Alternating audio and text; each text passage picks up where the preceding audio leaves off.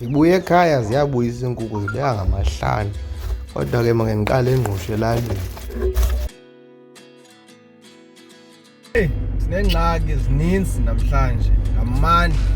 Kufuneka ndileqe ingqushwa ndihambe ndiyokhulula amadoda kuba la madoda athi afuna ubuyela eBhayi agqibile ukwenza yonke laa nto beyenza bekhaya ecinga. Ngoku phakathi koba ndileqe kuwo kukho nezinye izinto endifuna uziqhawulisa kwalapha ndithi ndihamba ndibe ndizigqibile. Ngoku andazi noba amasawa asabekwa naselangeni abekwa emlilweni ngoku kunzima. Zidla zigoduka. Ayikho enye indlela ndiphele ndigweba ngelithi mandigoduke. Ndileqe nje uba kungabi mnyama ndisenganeno werhini. Funa ndibe kanti noko ndingapha kwerhini. Noko ngamnyama ke ngoku. Noko ke ndityhalile uba ke ndikhawuleze ndafika kwelo rhini elingenamanzi neekari zoodonki.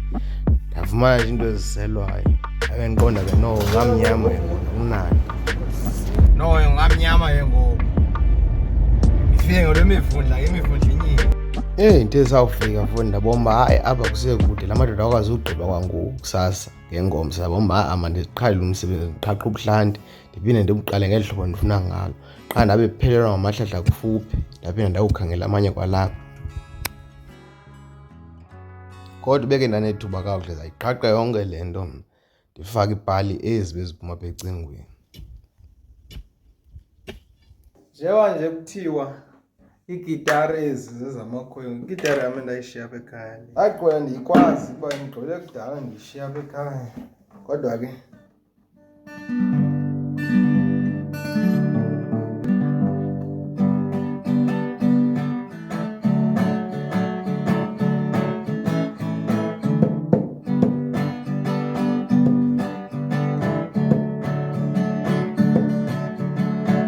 uyolitela uphumela watuku ntanga nangandibethwe ephondweni kusasa ndalejonga eBhayi ngathiwa ye-end function uba yiqonda nje ndahamba unyaka uphelile. Thixo wakwabeva abantu bale ndawo funxa bethetha ngengqusha kodwa kule ndawo idonga ibotshwa nqe ikhweletheni. Into wazimisele ntoni amadolo anayokho ingozi okanye kwenzeka ntoni olikhonde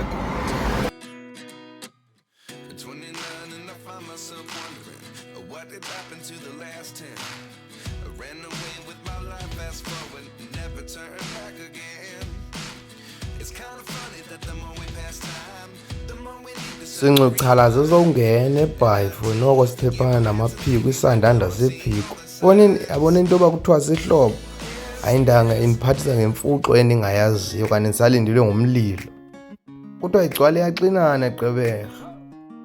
Phela uyabona ngathi akuphela unyaka uvala unyaka ababasebenzi kodwa ke ngathi ye-end boyazi unyaka ume ngezithenda apha eminyango so uphuma xa into endoyisayo apha ekutyeni ugeme engathi ndizawujika ngoku amadoda kuthi kwawubetha la maxesha 4 ekuseni jonga ufunga ekuseni fundeni akuvali kamandi uthi uqala ngophupha ububhanqa kuqala wawugqiba uphupha ububhanqa uvuka uyochama xa uyochama ufika kunuka le nyama le ubuyitya la nyama enkomo inuka ngqo kulo mchamo imithele phambili ndanga izawabeka nanini. Hayi inkukhu ziyabuyisa ngoku ziyawabeka kakuhle amaqanda uyawo libhaqo lamaqanda ngoku funa ndisele ebhafu ngoba inokutya kwezitsha kwenyama iphekiwe mani izolo qha ngoseyimuncu funa ndiyibuyisele ke ngoku le ntwana yamacwiduma.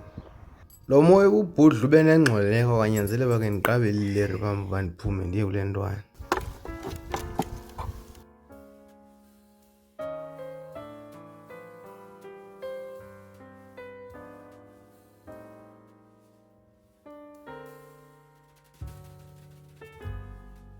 Kondo. Kondo. Hayi bayakhulu nongcebo ngoku bayaqina bacaba bazibhokhwana ngoku.